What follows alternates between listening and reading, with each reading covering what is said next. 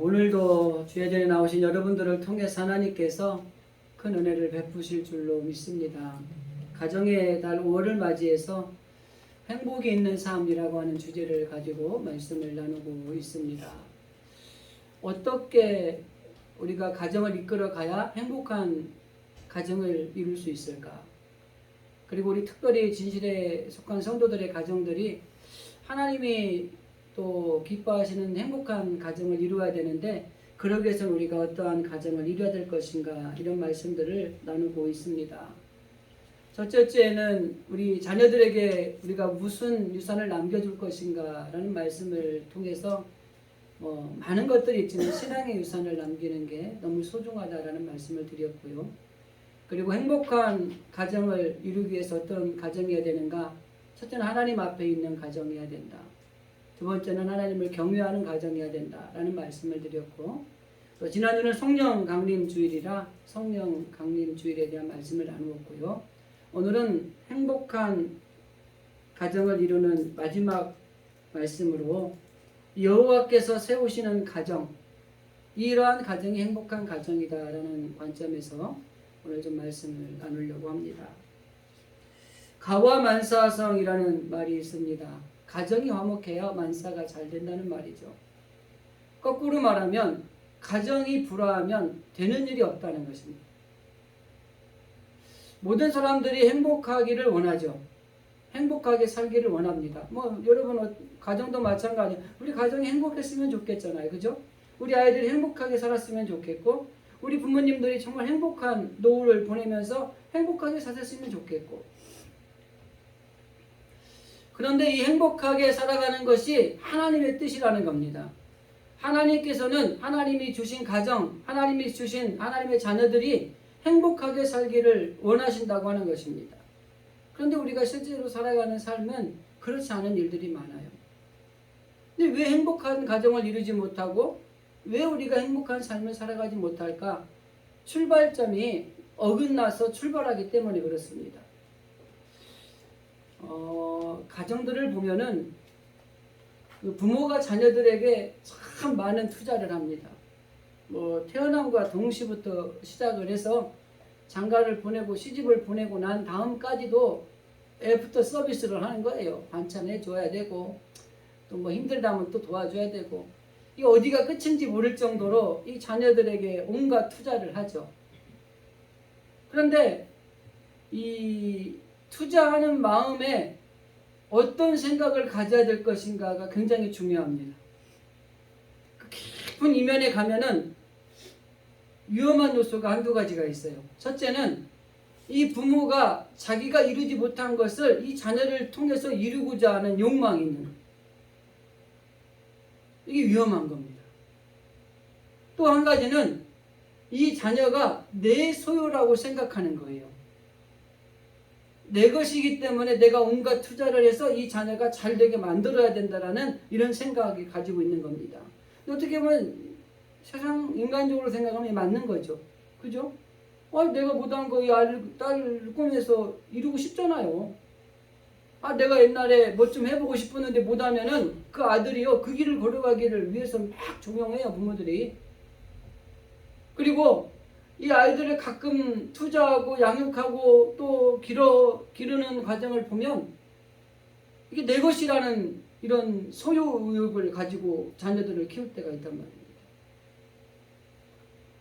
그런 것들이 이 행복한 가정을 해치는 요소가 되기도 하고 행복한 삶을 살아가는 방해 요소가 되는 거예요.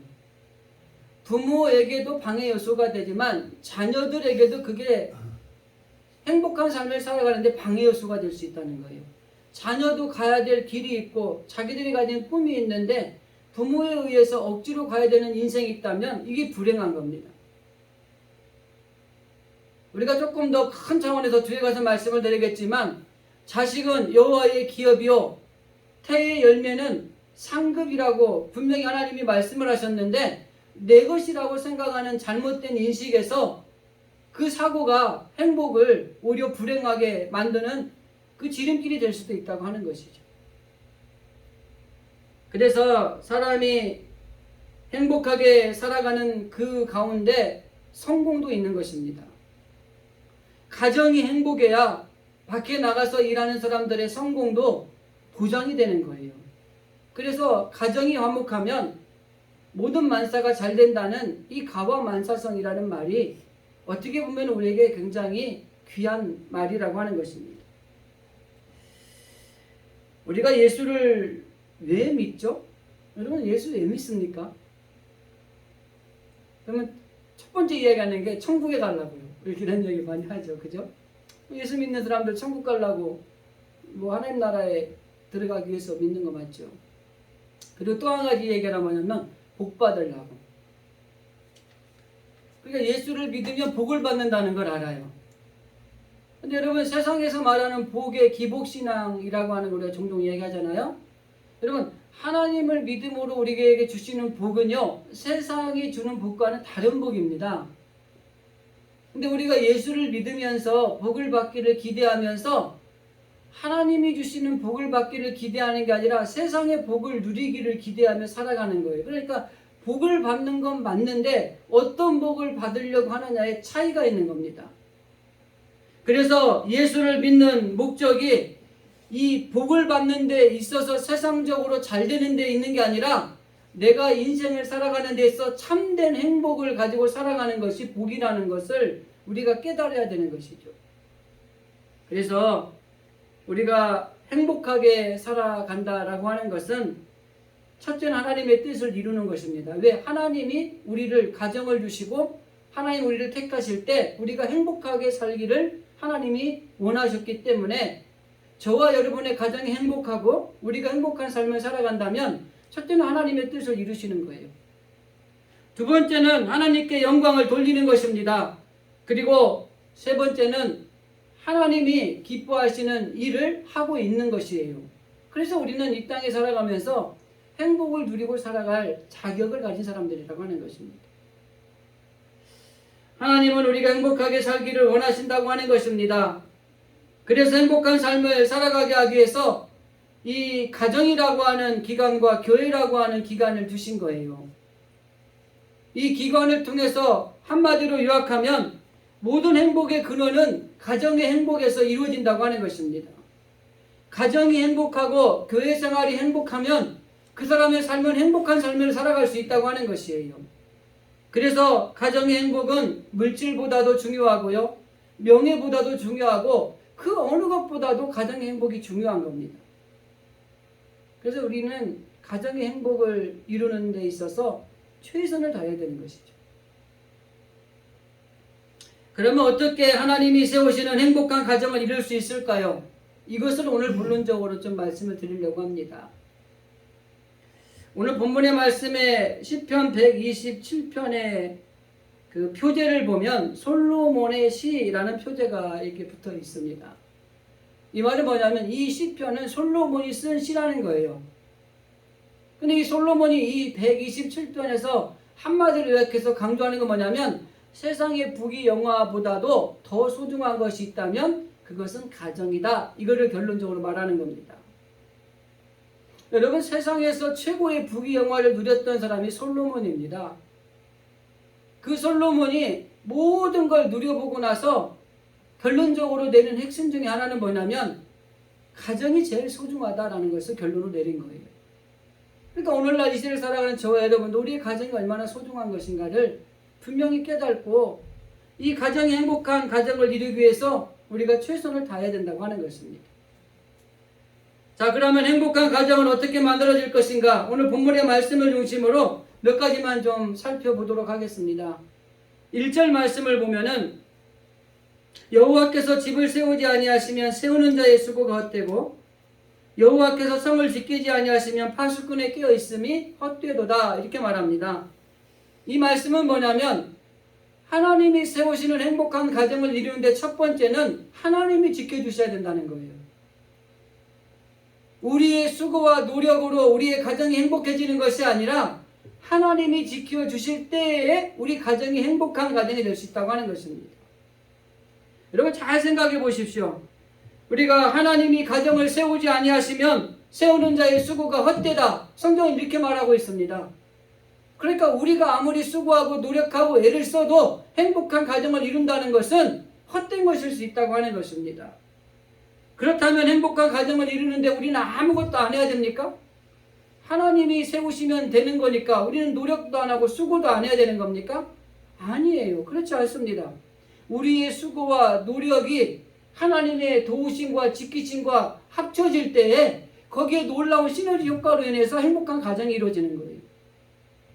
하나님은 불로소득을 기뻐하지 아니하십니다. 수고하고 노력하고 애쓴 만큼 복을 받는 거예요. 우리 지난주엔가 어쨌든 말씀을 드릴 때 그런 말씀 드렸잖아요. 내가 수고하고 열심히 일한 대로 열매를 거둔 게 복이라 그랬잖아요. 수고하지 않고 온 것은 이건 복이 아니에요. 근데 우리가 수고하고 열심히 일한 것을 주어진 것을 복이라고 생각하지 않고 당연한 것으로 생각하는 거예요. 그리고 복은 뭘 생각해요? 내가 수고하지 않았는데 덤으로 생기는 게 있는 것이 복이라고 생각을 하는 거예요. 이 사고에서 우리가 좀 벗어나셔야 됩니다. 내가 열심히 수고하고 열심히 일했는데 하나님이 도우셔서 그게 잘 됐어요. 그게 복인 거예요. 내가 수고하지도 않았는데 무엇인가 주어졌으면 이건 참 조심해야 되는 거예요. 그래서 우리가 생각이 내가 노력하지 않고 내가 수고하지 않았는데 거저 생긴 것이 있는 게 복이라고 하는 이 사상에서 조금 사고를 바꾸셔야 됩니다. 그냥 내가 열심히 일했어. 그리고 열심히 수고했는데 그 수고한 것의 열매 적당하게 하나님이 나에게 주셨어. 이게 복인 거죠. 여기서도 지금 그 말씀을 하고 있는 겁니다.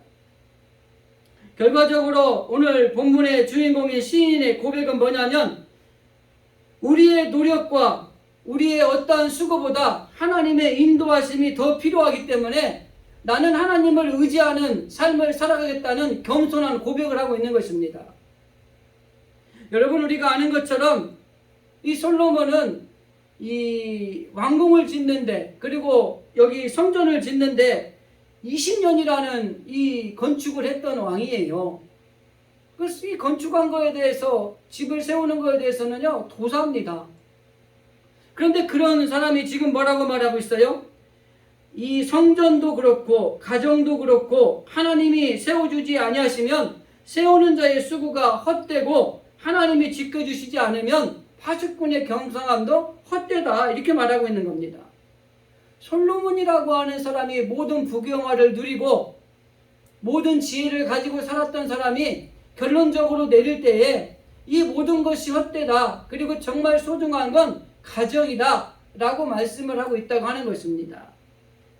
그래서 우리는 종종 우리가 잘하는 것들이 있으면 하나님한테 묻지도 않아요. 그리고 자기 생각대로 자신감을 가지고 교만하게 막 행동하는 경우가 많이 있습니다. 그런데 오늘 본문에 등장하는 솔로몬은 내가 모든 걸 누려봤고 모든 걸 해봤고 내가 이걸 할 수 있는 지혜도 있고 지식도 있고 모든 걸 가지고 있지만 그래도 하나님의 도우심을 바라고 그 하나님의 도우심이 없으면 내가 아무리 수고하고 노력을 하고 애를 써도 이것이 헛되다고 하는 것을 지금 고백하고 있는 것입니다. 하나님께서 다윗을 참 하나님의 마음에 합한 사람이다 인정을 하거든요. 여러 가지 하나님 마음에 드는 게 있었겠죠. 근데 그 중에 한 가지가 뭐냐면 다윗은 자기가 할 수 있는 잘하는 것이 있는데도 꼭 하나님께 물어보는 거예요.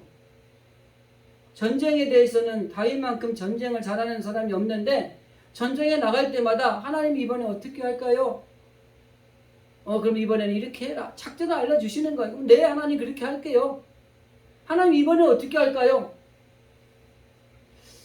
우리가 아이들을 키울 때 애들이 이제 성장이 나면서 이 입이 트기 시작할 때 엄마 아빠가 힘들어요. 자꾸 뭘 물어보니까. 그죠?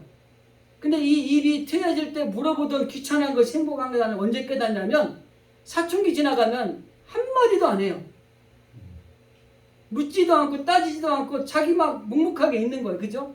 그럼 뭐 말이라도 해봐라. 이렇게 엄마가 얘기하는 거예요. 근데 말도 안 해. 그리고 여러분들 어린아이 때 이게 윤성이 좀 커서 막 물어보면 잘 대답해줘요. 사춘기 되면 말도 안 한다니까요. 말 좀 해봐. 그래도 안 한다니까요. 문 꽉 닫고. 근데 다윗은 하나님이 귀찮아할 정도로 막 물어본 거예요. 우리들도 연세 드시면 부모님들이 그 자녀들이 좀 크면은요, 이제 좀 자기도 지식이 있고 생각이 있고 다 뭐 생활력도 되고 하면 부모를 좀 무시해서가 아니라 생각한다는 의미에서 별로 이렇게 물어보지도 않아요. 그리고 다 자기들이 알아서 한다고 이렇게 하잖아요. 근데 다 알고 있어도요, 애들이 와서 엄마 이거 어때? 아빠 이거 어때? 그러면 기분이 좋거든요. 근데 아무 말도 안 있다가 짠! 하고 이벤트 하나가 나타나잖아요. 그럼 그것도 좋지만 살갑게 와서 말해주고 물어봐주고 이게 좋은 거예요. 저는 다윗이 하나님 앞에 마음에 드는 사람이라고 인정을 받았던 것 중에 그거라고 생각해요. 여러분, 우리가 할 수 있어요. 우리 힘으로 가능해요. 그렇지만 늘 하나님 앞에 물어보는 거예요. 하나님, 이런 일들이 있는데 하나님 이거 어떻게 하면 좋을까요? 하나님, 우리 가정에 이런 좋은 일이 있는데 이걸 어떻게 하면 좋을까요? 우리 아이들이 이렇게 어려운 가운데 있는데 이거 어떻게 해야 될까요? 우리 가운데 원치 않는 질병이 찾아왔는데 하나님 어떻게 해야 될까요? 그럼 너무 좋은 일이 생겨서 하나님 이렇게 큰 은혜를 주셔서 너무 복을 받았는데 이거 어떻게 하면 좋을까요? 자꾸 물어보는 거예요.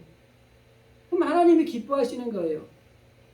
뻔히 알지만 자꾸 물어봐 주니까 좋은 거예요. 그러니까 맞장구를 치시는 거예요. 그래 그렇게 해. 그럼 이렇게 해. 그리고 그대로 따라주면 하나님 너무 좋은 거예요. 그래서 더 하나님 크고 놀라운 은혜의 복을 내려주시는 거예요. 근데 오늘날 많은 사람들이 안타깝게도 내가 할 수 있는 지식이 있고 내가 할 수 있는 경제력이 있고 내가 할 수 있는 건강이 있으면 하나님 앞에 묻지 않고 그냥 내 의지로 내 생각으로 모든 걸 해나가는 신앙인들이 얼마나 많은지 몰라요. 주의 종들 가운데서도 어떤 일을 진행할 때 하나님 앞에 묻지 않고 기도하는 경우도 종종 있어요. 오늘 하나님의 도우심이 없이는 모든 것이 헛되다고 하는 이 솔로몬의 고백이 오늘날 우리 시대에 참 필요하다고 하는 것입니다. 하나님이 세우시는 행복한 가정을 이루기 위해서요, 우리가 생각해야 될 가정의 구성원들을 좀 생각해 보려고 합니다. 통합적으로. 자녀를 잘 양육해야지 하나님이 주신 행복한 가정이 이루어질 수 있습니다. 오늘 3절 말씀에 보면 아까 서두에 잠깐 나왔다가 뒤에 가서 말씀드린다고 했던 내용인데, 보라, 자식들의 여호와의 기업이요 태의 열매는 그의 상급이로다. 사람들은 저마다 다 행복하게 살고 성공하기를 원하지만은 아픔도 있고 다툼도 있고 또 어려움들이 있는 거예요. 근데 그런 일들이 있는 이유가 뭐냐면 부모들이 자녀를 위해서 투자를 하고 열심히 양육하기 위해서 애를 쓰지만 그 이면에 잘못된 사고를 가지고 있을 때에 자녀들도 행복하지 못하고 불행한 길을 걸어갈 수 있고 부모도 행복한 삶이 아니라 불행한 삶을 살 수도 있다고 하는 것입니다.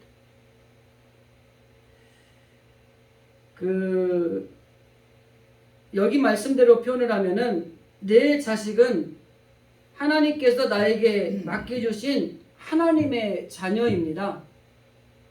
그리고 이 내게 맡기신 하나님의 자녀들은 나에게 주신 특별한 선물이에요. 그리고 이 아이들은 성경 말씀대로 나에게 큰 상급이에요. 우리 가정에. 아이들이 태어나면 다 좋아하잖아요. 아이들 태어나면 싫어하는 가정 하나도 없어요. 애가 좀 미우면 아이고 건강하게 생겼네 이렇게 얘기는 하겠지만은 다 좋아해요. 왜? 아이가 우리 가정에 주어졌다는 건 하나님의 놀라운 선물이고요. 우리 가정의 큰 상급 중에 상급이기 때문에 그렇습니다. 자, 그런데 이런 자녀들을 우리가 하나님 안에서 하나님이 내게 주신 선물이요 큰 상급이라고 하는 이런 자녀로 받아들이지 않는다면 잘못 양육할 수 있는 거예요. 성경은 분명히 말합니다. 우리 자녀가 하나님의 형상대로 창조되었다라고 말해요. 근데 가끔 저도 보니까 이 설교 준비하니까 저도 그런 말을 했더라고요. 애들이 미운짓하고 말 안 들으면 지금 누굴 닮았어 그래. 누굴 닮았을까요? 여기 하나님 말씀대로 하나님의 형상대로 하나님 닮은 거야. 그죠? 그러니까 우리가 자녀를 대놓고 이 누구 닮았어 그래 이렇게 말하면 하나님을 모욕하는 거야. 그런 걸 하면 안 돼. 가끔 이 부모의 눈높이에 맞지 않는다고 그런 말을 하죠. 야, 너 대체 몇 살인데 지금 그러고 다니니? 하나님이 그 부모한테 그래요. 너는 대체 몇 살인데 그러고 있니? 그래요. 못마땅할 수 있어요. 그죠? 마음에 안 들 수 있어요. 그리고요, 사람에게는 누구나 다 약점이 있습니다. 그리고 우리 자녀들도요, 하나님이 완벽하게 선물로 주면 좋은데 약점이 있다니까요. 못하는 게 있어요. 한마디로 부모 마음에 안 드는 게 있어요. 근데 그렇게 보지 말아야 돼요. 제가 여러분 마음에는 두 가지 마음이 있다 그랬죠? 못마땅해 하는 마음과 긍휼히 여기는 마음. 그래서 하나님이 우리에게 주신 자녀는 하나님의 자녀로서 우리에게 맡겨주신 거예요. 그렇기 때문에 우리는 하나님의 자녀로서 긍휼히 여기는 마음으로 약점을 보충해 줘야 돼요. 약점을 우리에게 주신 이유는 뭐냐면은 그 약점을 가지고 타박을 하거나 아이를 어렵게 만들려고 하라는 게 아니라 그 약점을 부모가 보충해 주라고 그 약점을 준 거예요. 그러니까 뭐라 그래요? 부모가 십자가를 지고 가는 거예요. 그렇기 때문에 우리가 그 약점을 누구나 있다라고 하는 그런 관점에서 보면은 자녀들이 가진 약점을 부모가 감싸줄 수 있는 게 필요하다고 하는 것입니다. 믿음이 좋은 가정에 아이가 없었는데 15년 만에 아이가 태어났어요. 얼마나 좋겠어요, 그죠? 그런데 그 아이가 태어났는데 아이가 몸이 불편한 아이가 태어난 거예요. 여러분, 축복입니까? 저주입니까? 함부로 쉽게 우리가 말하기 어렵죠. 계속 진행하겠습니다, 이야기를. 하나님이 이 아이가 어디 가정에선 태어나야 되는데 하나님이 이 아이를 어디로 보낼까 고민을 하시는 거예요.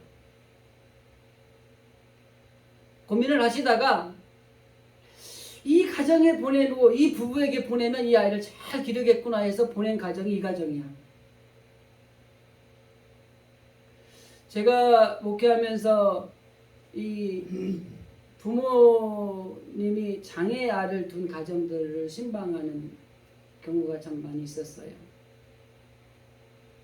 신방을 하고 느끼면서 깨닫는 게, 야, 정말 대단한 가정이다. 정말 훌륭한 부모다라는 걸 깨달아요. 그러면서 저 스스로에게도 묻고, 여러분도 한번 여러분에게 물어보세요. 나에게 하나님이 저런 축복이고 상급이고 그 아이를 나에게 주신다면 너는 감당할 수 있겠니? 라고 생각을 해본 거예요. 부끄럽고 죄송스럽지만 저는 잘 못할 것 같아요. 여러분은 어떤지 모르겠습니다. 그 탤런트 오윤아신가요? 그 아이들 이렇게 공개적으로 해서 나오잖아요. 그러고 나니까 그 아이가 사랑스러워 보이더라고요. 그리고 그 일로 인해서 그런 아이를 가진 부모들이 너무 감사하다는 이런 것들을 이렇게 언뜻 본 것 같아요. 장애를 가진 아이도 우리 가정에 주어졌다면 축복이고 상급인 거예요. 그리고 조금 다른 거죠. 그리고 저는 이 이야기를 통해서 깨닫는 게 있어요.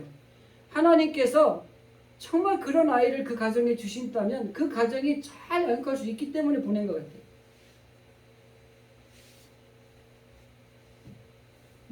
우리 가정에 그런 아이가 주어진다면 어떻게든 하겠죠. 하지만 자신 없더라고요.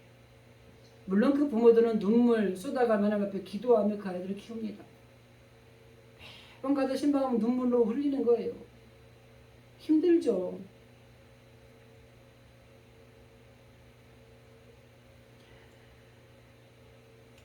아무리 이 부족한 자녀가 장애를 떠나서 그냥 정상적으로 자라고 있는데도 이 부족한 것들이 있는 자녀들이 있다고 할지라도 하나님이 소중한 선물로 우리에게 주신 자녀들이다라는 생각을 가지는 게 사실 중요합니다. 그러면서 하나님 앞에 감사하면서 우리 아이들의 약점이 보이면 십자가로 알고 그 아이들의 약점을 보충해 주면서 그 약점 때문에 그 아이를 더 사랑해 주고 뭐 낭만해서 포기할 것이 아니라 더 사랑해 주고 더 아껴 주면 하나님이 그 모습을 보시고 내가 참 너에게 그 자녀를 잘 맡겼구나 이런 소리를 들을 때 그 가정이 행복한 거예요.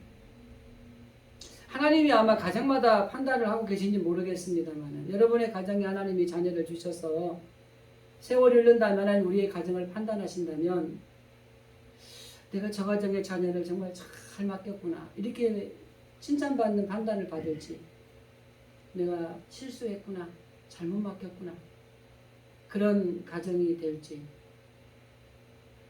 저와 여러분의 가정에 있는 자녀들은 바로 이런 자녀라는 걸 우리가 알고 이 자녀들을 잘 양육하는 것이 하나님이 세우신 행복한 가정을 이루는 중요한 요소라고 하는 것입니다.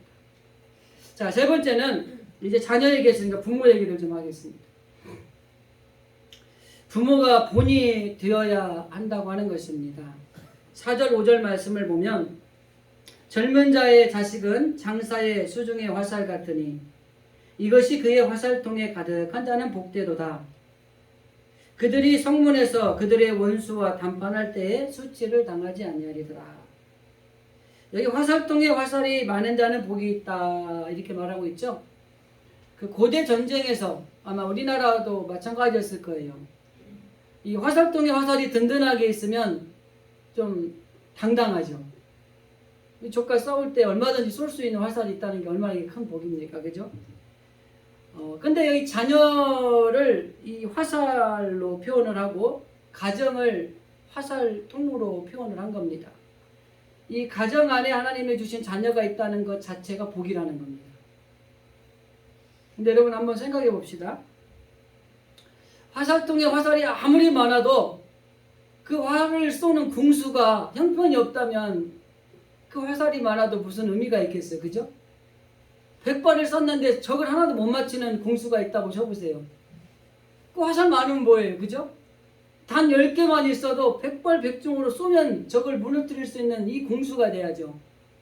이 궁수가 부모입니다. 그래서 부모가 본을 보이는 가정은 하나님이 세우는 행복한 가정을 이룰 수 있다고 하는 것입니다. 그 레바논의 시인인 칼리 지브란이라는 사람이 이런 말을 했습니다. 부모는 활이고 자녀는 화살이다. 자녀라는 화살은 부모가 쏜 대로 날아간다. 그러므로 부모는 자녀라는 화살을 엉뚱한 곳으로 쏘지 말고 자녀가 주님 안에서 바른 가치관을 또 바른 목표를 가지고 살게끔 해야 된다. 이렇게 말을 하고 있어요. 오늘 성경하고 비슷한 말씀입니다. 부모가 자녀를 어떻게 양육하느냐, 어떻게 하느냐에 따라서 그가 바른 목표와 바른 가치관을 가지고 잘 성장해 나간다고 하는 것을 설명을 하고 있는 것입니다. 그래서 부모가 바른 길로 가도록 인도하는 이 부모의 사명이 있다고 하는 것이에요. 그래서 이 본문의 말씀에서 이야기하는 이 본을 보이는 부모의 모습이 바로 하나님이 세우시는 행복한 가정을 이루는 중요한 요소라고 하는 것입니다. 그러면 우리 부모가 어떤 본을 보아야 될 것인가를 잠깐 짧게 설명을 좀 하고 넘어가겠습니다. 첫째는 욕심을 버려야 됩니다. 자녀가 올바로 잘 자라게 하기 위해서는요, 자녀에게 욕심 부리는 걸 빼야 돼요, 여러분. 그리고 그러기 위해서는 부모가 먼저 욕심을 제거해야 됩니다. 아까 앞에서 언급드린 말씀하고 좀 연결이 됩니다. 이 양궁이나 사격 같은 이 올림픽 같은 데서 이 하는 걸 보면은 마지막 금메달을 놓고 싸울 때 이 궁수가 혹은 이 사격을 하는 양궁 선수가 쏠 때 마지막 한 발 남았을 때 잘 못 쏩니다. 왜 그런지 아세요? 이 앞에 쏠 때는 편안한 마음 가지고 한 거예요. 그냥 활도 쏘고 총도 쏜 거예요. 그런데 이 한 발 남은 거를 잘 쏘면 내가 금메달을 딸 수 있다는 욕심이 들어가는 순간 흔들리는 거예요. 욕심이 잉태하면 죄를 낳고 죄가 장성하면 사망에 이르게 된다. 야고보가 말하죠. 이 말은 뭐냐면 결국 죽게 되는 것은 욕심으로부터 시작이 된다고 하는 것입니다. 현대인들이 불행하게 되는 가장 큰 요인 중에 한 가지가 뭐냐면 그 모든 가치를 돈에 둔다고 하는 것입니다. 여러분, 제가 볼 때 이 세상의 물질 이러한 것들이 모든 것의 가치관이 되어버리면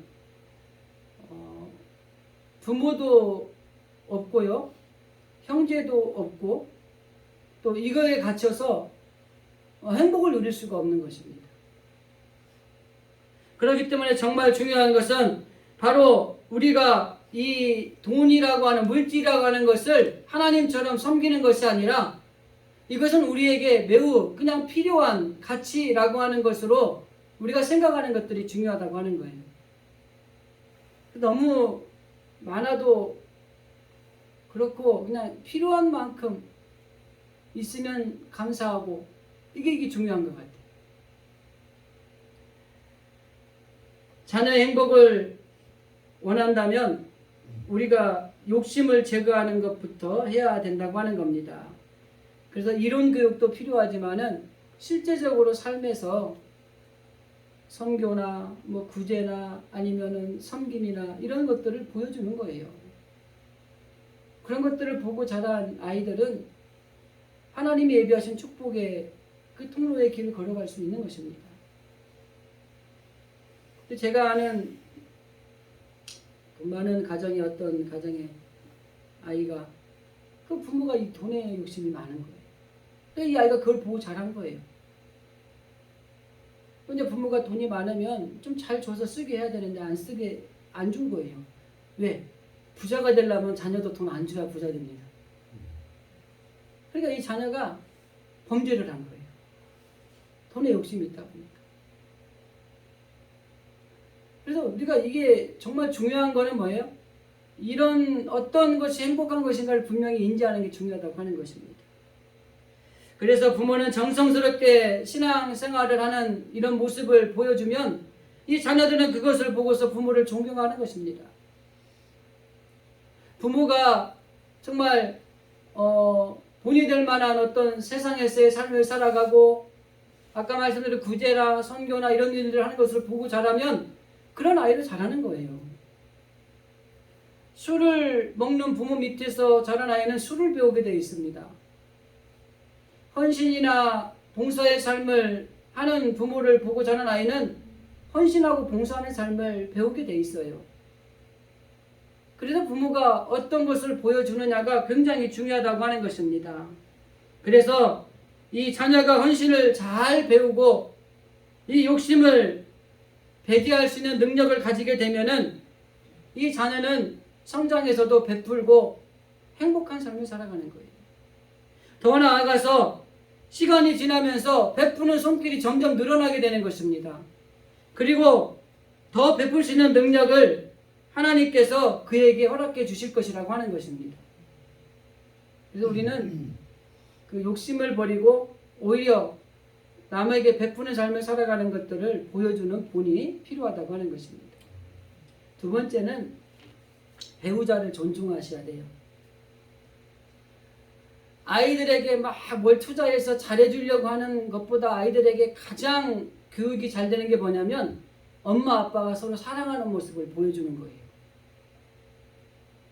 그래서 이 어릴 때부터 부모가 이 행복하게 살아가는 걸 보고 자란 아이들은요, 뭐 채워주지 않아도 행복한 삶을 누리면서 살아갑니다. 부부간의 사랑이 결과적으로 자녀에게 최대의 안정감을 주는 것이 되고 결과적으로 부모가 자녀에게 주는 최고의 선물이 될 수 있다고 하는 것입니다. 오늘날 많은 부모들이 자녀를 사랑한다고 하면서 그 아이들에게 좋은 것들을 주려고 애를 쓰는데 이 엄마 아빠 즉 부부가 자녀들에게 사랑하는 모습을 보여주는 것만큼 더 큰 건 없다고 하는 것이죠. 그래서 그 흉을 절대 보면 안 돼요. 애들 앞에서 네 엄마는 말이야, 야, 네 아빠는 이런 말 하시면 안 돼요. 흉을 보는데 제일 좋은 데가 어딘지 아세요? 하나님 앞으로 오시면 돼요. 하나님 앞에서 기도하면서 하나님 이 남편이만 이 왼수가 말입니다 막 이랬습니다. 이렇게 흉을 보잖아요. 이 흉을 보다 보면요 갑자기 신기하게도 이 배우자에 대해서 이 실망하는 것이나 이런 것이 아니라 이해하는 마음이 생겨요. 나중에는 칭찬도 나오고요. 그거를 아이들이 보고요. 아이들이 더 잘 양육된다고 하는 것이. 근데 제가 이렇게 보니까 집집마다 보면은 아빠는 엄마 애들 앞에서 엄마 욕 막 하고 엄마는 아빠 욕을 막 하잖아요. 그럼 애들은 뭐라고 하냐면 밖에 나가서 지 엄마 아빠 욕을 하고 다녀요.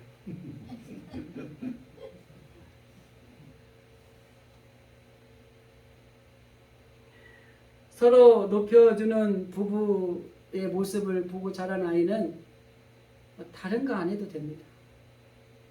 신앙의 본을 보여주는 부부가 있으면 자녀들이 신앙 걱정하지 않아도 돼요. 예배, 기도, 헌신 이런 것들에 대해서 이 부부가 하나님을 섬기는 것을 본을 잘 보여주면 애들한테 너 예배 빠지면 안 돼, 너 알아서 해 막 이렇게 안 해도 그냥 오게 돼 있어요. 시간이 좀 걸리고 인내가 좀 있어야 되겠죠, 그죠? 처음부터 빡 하고 오면 좋겠지만 시간이 흐르고 부부가 정말 예의 바른 서로 간에 존중하는 언어를 하고 서로 사랑하는 모습을 보이고 신앙에서도 예배의 본을 보이고 또 기도생활, 말씀 묵상하는 거, 헌신하는 거를 본을 보이면 3년 만에 보세요. 그래도 안 되면 그 자식은 나쁜 자식이에요. 변화되게 돼 있어요. 보고 배운 게 그거잖아요. 그래서 아내는 남편에 대해서 항상 자녀들 앞에 칭찬을 해야 되고요. 남편은 아내에 대해서 이 자녀들 앞에서 칭찬을 해야 돼요. 어느 집에 남편이 오랜만에 일찍 들어왔답니다. 그랬더니 여자 아내가 이렇게 얘기를 했대요. 어머 웬일이야, 해가 서쪽에서 뜨겠네, 이렇게 얘기를 했다는 거예요. 물론 일찍 들어와서 좋다는 얘기인데 그 남편은 다음부터는 일찍 들어오고 싶은 마음이 싹 사라진다는 거예요. 외출을 하는데 아내가 옷을 막 고르는 거야. 이 옷을 입을까 저 옷을 입을까 안 맞는 거예요. 그때 남편이 한마디 합니다. 왜 그렇게 옷에만 신경을 써? 그렇지 않아도 뚱뚱해서 옷이 맞는 게 없어서 마음 상하는데 아내의 상처를 주는 거예요. 그래서 우리는 약점은 건드리지 마시고 장점만 이야기를 하시고 특별히 자녀들에게 이 부부의 약점은 이야기하면 안 되고 좋은 점만 이야기하시고 그러면 이 자녀들이 이 부부가 서로가 허물을 덮어주고 서로가 존중하는 언어를 쓰면서 사랑하는 모습을 보고 믿음 안에서 신앙 안에서도 본을 보이는 모습을 살아가면 그 자녀들이 그대로 닮아간다고 하는 것입니다. 자, 한 가지만 더 말씀드립니다. 중요한 거 어떤 본을 보냐면 책임감이 있어야 되는 거예요. 돈에 대해서 우리가 너무 욕심을 가지면 안 됩니다. 그러나 가정이 살 수 있는 돈을 벌어오는 건 해야 돼요. 너무 책임감이 없어도 안 되는 거예요. 그래서 자녀는 이 부모가 책임감을 가지고 가정을 이끌어나가는 모습을 보면 부모를 존경하게 되어 있습니다. 그리고 자녀가 부모를 존경한다는 것은 그만큼 그 가정은 행복한 가정이 되는 거예요. 아무리 뭐 힘들고 세상에서 좀 알아주지 않는 직종에서 일을 한다고 할지라도 그 부모가 최선을 다해서 책임을 가지고 가정을 이끌어 나가면 그 자녀들은 그 모습을 보고 존중하게 돼 있어요. 책임감이 있는 사람은 든든합니다. 왠지 모르게. 밖에 나가서는 이 싸움터니까 열심히 정말 전쟁처럼 싸워야 되지만 집에 들어올 때는 안정감을 줘야 되는 거예요. 사자가 밖에 나가서 맹수처럼 보내는데요. 자기 자정이 있는 동굴로 들어올 때는 발톱을 싹 감추고요. 꼬리를 살랑살랑 흔들면서 들어온답니다. 안정감을 주는 것. 부부는 서로의 허물을 덮어주고 서로를 높여줘야 된다고 하는 것입니다. 베드로 사도는 베드로전서에서 뭐라고 말씀하냐면 아내를 귀하게 여길 때 기도가 막히지 않는다는 거예요. 여러분, 우리가 서로가 허물을 덮어주고 서로를 존중해주고 서로를 사랑할 때 거기에 기도가 막히지 않고 은혜가 막히지 않는 놀라운 가정이 될 수 있다고 하는 것입니다. 그래서 우리는 철저하게 하나님 안에서 정말 우리가 주어진 가정을 이끌어 나가는데 책임감을 가지고 최선을 다하는 모습을 보이는 것들이 이게 바로 이게 부모가 본을 보여야 되는 모습 가운데 하나라고 하는 것입니다. 이 설교를 하면서 제가 교육전도사 할 때 우리 큰아이를 낳는데 우리 큰아이 낳으려고 제가 어린이집 버스 공구차 운전을 6개월을 했습니다. 거기서 출산 비용 만들어서 해놨어요. 나 이렇게 책임감 있는 남자예요. 그런 모습들, 이 책임감이 가지고 있을 때 자녀는 부모를 존경하고 그 가정은 행복한 가정이 될 수 있다. 말씀을 정리하겠습니다. 5월 한 달 동안 행복한 삶을 살아갑시다라고 하는 주제를 가지고 특별 가정에 관한 말씀을 나누었습니다. 여러분, 힘들고 어려운 시기입니다. 그러나 우리의 가정이 행복하면 아무리 힘들고 어려워도 모든 걸 이겨낼 수가 있어요. 오늘 여호와께서 세우시는 행복한 가정, 이 가정 정말 우리가 누리시기를 바라고요. 무엇보다도 우리 진실의 성도들 정말 하나님이 주시는 행복한 삶을 살아가는 우리 모두가 되어줄 수 있기를 주님의 이름으로 간절히 기도드립니다.